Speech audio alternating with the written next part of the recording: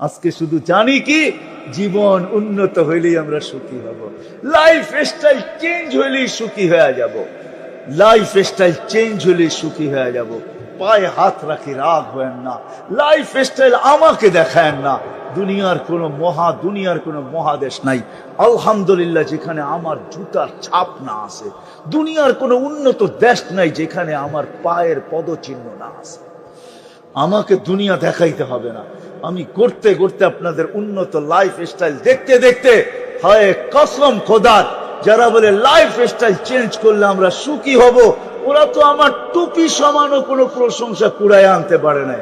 দুনিয়ার যেই দেশে গেছি টুপি দেখে বলছে your cap is very nice, তো টুপিটা বড় সুন্দর। এই পোশাককে বলছে বড় সুন্দর পোশাক। হয় আমি যদি ওগুলো ভিডিও করে নিয়ে আসতে পারতাম, অডিও করে আপনাদেরকে শুনাইতে পারতাম, আপনি পাবেন লাইফ স্টাইল। এই পোশাকে সারা দুনিয়া ঘোরা দেখছি, এই পোশাক সারা দুনিয়ায় প্রশংসা কুড়ায় আনছে, টুপি কুড়ায় আনছে টুপি। হায় মেরে দোস্ত, আজকে আমরা বলি লাইফ স্টাইল চেঞ্জ করলে আমরা সুখী হয়ে যাব। লাইফ স্টাইল উন্নত হইলে উন্নত হইতে পারে, চেঞ্জ হইতে পারে, বাট আপনি সুখী হইতে পারেন, বাট আপনি শান্তি পাইতে পারেন না। প্রতিদিন দুনিয়ার থেকে কয়জন লোক উঠা যায়? একদিন আসবে শূন্য, দুনিয়া শূন্য হবে, মালাকুল মউত উঠা যাবে। হ্যাঁ, হাদিস দিতেছি আমি, সর্বশেষ মালাকুল মউতের মউত হবে। আল্লাহ জিজ্ঞেস করবে মাম বাকিয়া, কে বাকি?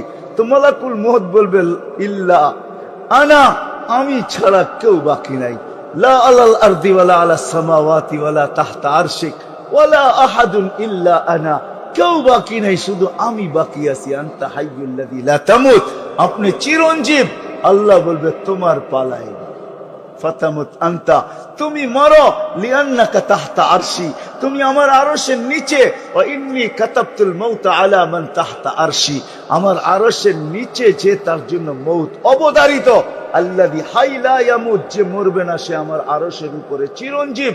সায়ুলকি আলাইহি সাকারাতাল মাউত, আল্লাহ মৃত্যুর যাতনা ওনার উপরে ঢালবেন, তো উনি চিৎকার দিবে আর বলবে বিইজ্জাতিকা ওয়া জালালিক, তোর ইজ্জত আর জালালের কসম, ও উলুবি মাকানিক, তোর উচ্চ মর্যাদার কসম, লাউ আলিমতু সাকরাতাল মাউত মা কাবাস্তু আরওয়াহাল মুমিনিন, মৃত্যু সম্বন্ধে যদি কিঞ্চিত ধারণা আমার থাকতো, নবী তো নবী, রাসূল তো রাসূল, কোন মুমিন মুসলমানকে আমি এত কষ্ট দিয়ে নিয়ে আসতাম? এত কষ্ট? শূন্য, দুনিয়া শূন্য হয়ে যাবে, আমাদেরও চলে যেতে হবে। এই জন্য আমি জায়গায় চলে আসছি, এই ছোট্ট জীবনটাকে ঘুরে নিয়ে যেতে হবে। যে গর্বে সে আল্লাহর কাছে স্থান পাবে।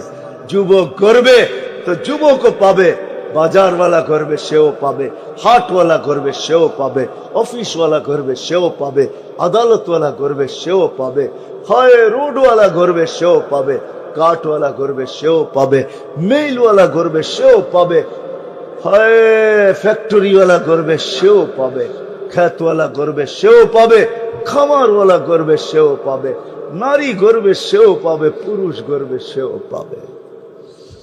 যে গর্বে গরিব থেকে গরিব হয়, চেওড়ার মানুষ কোত্থেকে নতুন ওয়াজ আনবো? 6 বার তো এই চোখে বেলাল রাদিয়াল্লাহু তাআলা আনহুর বাড়ি দেখছি, আর 6 বারই এই চোখ কানতে বাধ্য হয়েছে, 6 বারই ভিতরে চিৎকার আসতে বাধ্য হয়েছে। ওই বাড়ির সামনে ইউথোপিয়া আমি 6 বার গেছি, 6 বার। ওই বাড়ির সামনে দাঁড়াইতে দেরি, চোখে পানি আসতে দেরি হয় নাই, ভিতর থেকে চিৎকার আসছে, বেলাল তুমি কোথায়, আমি কোথায়? বেলাল তুমি কোথায়, দুনিয়া কোথায়? আল্লাহ দুনিয়ার কিচ্ছু দেখেন না, কসম খোদা। এটা তো আমরা ধোঁকায় পড়ে আসি যে আল্লাহ এটা দেখে সেটা দেখে। আল্লাহ আমার দোকান দেখবে, সুকান দেখবে, আমার ব্যবসা দেখবে, ব্যবসা দেখবে, আমার এটা দেখবে, সেটা দেখবে। আল্লাহ কিচ্ছু দেখবে না। আল্লাহ রঙও দেখে না আর গুণও দেখে না, আল্লাহ কিচ্ছু দেখবে না। আল্লাহ দেখবে কে এই জীবনটা করছে, এটাই দেখবে, আর কিচ্ছু দেখবে না, কসম খোদা। আল্লাহ শিক্ষাও দেখে না, দীক্ষাও দেখে না, আল্লাহ সম্পর্কও দেখে না, কিচ্ছু দেখে না। এই জন্য আমি বলি, সম্পর্ক যদি দেখতেন আল্লাহ, তাহলে আবু তালেবের চেয়ে বড় সম্পর্ক হয়। যার ইশারায় ভাগ্য খোলে, ইশারায় কেমনে বুঝাবো আপনাদের? আল্লাহ রসুল ইশারা করলে ভাগ্য খুলতো, ইশারা করলে, শুধু ইশারা। গুই সাপকে আল্লাহ রসুল ইশারা করছেন। হাদিসের তব এখনো হাদিসের কিতাবে আছে, মুহাদ্দিসরা পড়ায়, বর্ণনা করে। গুই সাপও বলছে আমার ভাগ্য খুলে গেছে, আপনি ইশারা করতে দেরি, আমার ভাগ্য খুলতে দেরি হয় নাই। লব্বাইক ওয়া সাদাইক ইয়া যাইনা আফা ইয়াউমিল কিয়ামা, পিওর আরবি ভাষায় বলছে। আল্লাহ রসুল বলছে এত সুন্দর আরবি তোর, চল তোরকে আরেকটু আগে জিজ্ঞেস করি, লিমান তাবুদ, ইবাদত কার করিস? ফিল সামাই আরশুহু, আকাশে যার আরশ, ওয়াফিল আরদি সুলতানুহু, জমিনে যার রাজত্ব, ওয়াফিল বাহরি সাবিলুহু, সমুদ্রের ভিতরে যার রাস্তা, ওয়াফিল জান্নাতি রহমাতুহু, জান্নাতের ভিতরে যার রহমত, ওয়াফিল নারি ইকাবুহু, জাহান্নামের ভিতরে যার শাস্তি। ফাইসা দিয়ে আল্লাহ রসুল বলতেছে কুল মান আনা, বল আমি কে? তো চিৎকার দিয়া বলতেছে আনতা রাসূল রাব্বিল আলামিন, আপনি সমগ্র জগতের রবের রাসূল, খাতামান নবিয়্যিন, আপনার পরে কোনো নবী নাই। যে দাবি করবে সে 22 নম্বর হবে, 1 নম্বর না। কেননা আপনি নবুয়তের ঘরের তালা, নবুয়তের ঘরে তালা মেরা দিছে আপনাকে। মান আমানা বিকা ফাস, যে আপনার গোলাম হবে ওর ভাগ্য আমার মতো খোলা যাবে। মান কাযিবা খাবা ওয়া খাসির, যে আপনার গোলাম হবে না ও চির হতভাগা হবে। যার ইশারা পাইলে ভাগ্য খোলে, যার ছোঁয়া পাইলে ভাগ্য খোলে। যে গাছের উপরে ট্যাক লাগায় জুমান খুতবা দিতেন, যখন মেম্বার হয়েছে পা রাখতে দেরি, ওই গাছের থেকে কান্না আসতে দেরি হয় নাই। সারা মসজিদের লোক কান্না শুনছেন, সবাই তালাশ করতেছিল এই বাচ্চা নিয়ে আসছে তো নিয়ে আসছে কে? কাদায় তো কোন বাবা কাদায়, কোন মা কাদায়, কোত্থেকে আসে কান্না? কান উঠায় যখন শুনছেন তো দেখছে খেজুর গাছের থেকে কান্না আসতেছে। আল্লাহ রসুল মেম্বার থেকে নামতে বাধ্য হয়েছেন, হাত রাখছেন। এতদিন পিঠের ছোঁয়া দিছেন, আজকে হাতের ছোঁয়া দিছেন, সান্ত্বনা দিছেন আল্লাহ রসুল। হ্যাঁ, সে বলতেছিল হয় মেম্বার যে কে বানাইলো, আমি ছোঁয়ার থেকে বঞ্চিত হয়ে গেলাম, ধন্য হইতেছিলাম, কে আমাকে অধন্য বানায় দিল। আল্লাহ রসুল বলছে না না না, তোকে ছোঁয়া দিয়েই উঠবো। মেম্বারের নিচে ওকে দাফন করা হয়েছে। আল্লাহ রসুল সান্ত্বনা দিছে, দুনিয়ায় তুই আমাকে খেজুর খাওয়াইতে পারিস না, কেননা তুই তো শুকনা, কোত্থেকে খাওয়াবি? তোর তো ডালপালাও নাই, কোত্থেকে খাওয়াবি? তো ওয়াদা করতেছি তোকে জান্নাতে নিয়ে যাবো, তুই এখানে খেজুর দিবি, আমি খাবো। যার ছোঁয়া পাইলে ভাগ্য খোলে, যার ছোঁয়া পাইলে আগুন, দুনিয়ার আগুন খাইতে পারে না। আনাস রাদিয়াল্লাহু তাআলা আনহু বলেন, আমার দস্তরখানা আমি কোনো দিন আগুন পানি দিয়ে পরিষ্কার করি নাই। আমি যখন পরিষ্কার করার দরকার হইতো আগুনে নিক্ষেপ করতাম, আগুন ময়লা খায়া ফেলতো, দস্তরখানা আমাকে ফেরত দিত চকচকে কইরা। এক সাহাবী জিজ্ঞাসা করছে, আনাস এই জাদু শিখলা তো শিখলা কোত্থেকে? বলে এটা জাদু না। বলে এটা কি? বলে আল্লাহ রসুলের হাতের ছোঁয়া। এই দস্তরখানে আল্লাহ রসুল খাইছেন আর হাত এই দস্তরখান দিয়ে পরিষ্কার করছেন। ওই দিনের পরে আমি আর পানি দিয়ে এটাকে পরিষ্কার করি না। কিন্তু আবু তালেবের শিরায় উপশিরায় একই রক্ত, এটাই বুঝাইতেছিলাম। কি এক রক্ত না? রক্তের সম্পর্ক কিনা? চাচা ভাতিজা কেমন দূরের? হায় হায়, আপনার আম্মা জানের কবর দেখেন না। আমি দুইবার দেখছি আমেনার কবর, এই চোখ দুইবার আমেনার কবর দেখছে। এই জন্য বলতেছি 6 বছর বয়সে যখন মা মারা যায়, 6 মাস পরে দাদা মারা যায়, আবু তালেব বুকে উঠায় আর বুকে রেখা পালছেন, বুকে রেখা, সিনার ভিতরে রেখা পালছেন। 50 বছর 6 মাস 10 দিন পর্যন্ত আবু তালেব ছায়া ছিল।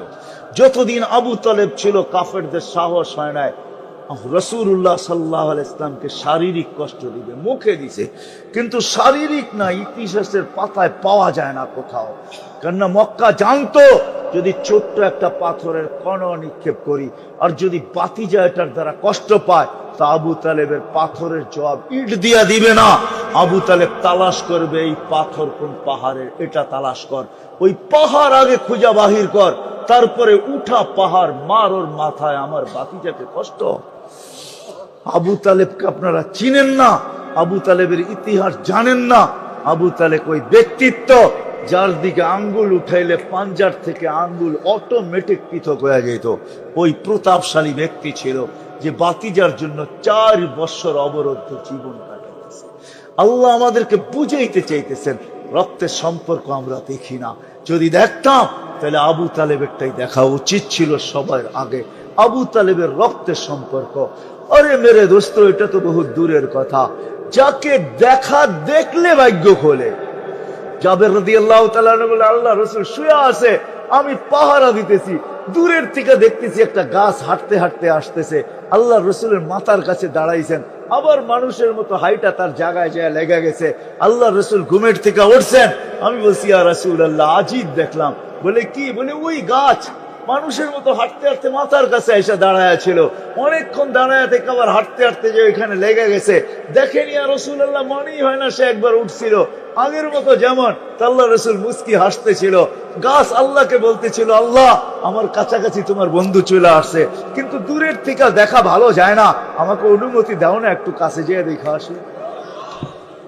হায় আমাদের কপালে শোভা পাই, আমরা নবী চিনি না, নবীর শান জানি না, নবীর কেরিয়ার জানি না, নবীর ইজ্জত জানি না, সম্মান জানি না। আজকে শুধু জানি কি, জীবন উন্নত হইলেই আমরা সুখী হব, লাইফ স্টাইল চেঞ্জ হইলেই সুখী হয়ে যাব, লাইফ স্টাইল চেঞ্জ হইলেই সুখী হয়ে যাব। পায়ে হাত রাখি, রাগ হয়েন না। লাইফ স্টাইল আমাকে দেখায়েন না। দুনিয়ার কোনো মহাদেশ নাই আলহামদুলিল্লাহ যেখানে আমার জুতার ছাপ না আছে। দুনিয়ার কোনো উন্নত দেশ নাই যেখানে আমার পায়ের পদচিহ্ন না আছে। আমাকে দুনিয়া দেখাইতে হবে না। আমি করতে করতে আপনাদের উন্নত লাইফ স্টাইল দেখতে দেখতে, হয় কসম খোদার, যারা বলে লাইফ স্টাইল চেঞ্জ করলে আমরা সুখী হব, ওরা তো আমার টুপি সমানও কোনো প্রশংসা কুড়ায় আনতে পারে না। দুনিয়ার যেই দেশে গেছি টুপি দেখে বলছে, your cap is very nice, তো টুপিটা বড় সুন্দর। এই পোশাককে বলছে বড় সুন্দর পোশাক। হয় আমি যদি ওগুলো ভিডিও করে নিয়ে আসতে পারতাম, অডিও করে আপনাদেরকে শুনাইতে পারতাম, আপনি পাবেন লাইফ স্টাইল।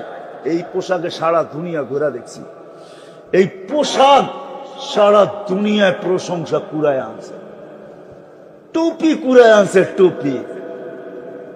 হায় মেরে দোস্ত, আজকে আমরা বলি লাইফ স্টাইল চেঞ্জ করলে আমরা সুখী হয়ে যাব। লাইফ স্টাইল উন্নত হইলে উন্নত হইতে পারে, চেঞ্জ হইতে পারে, বাট আপনি সুখী হইতে পারেন, বাট আপনি শান্তি পাইতে পারেন না।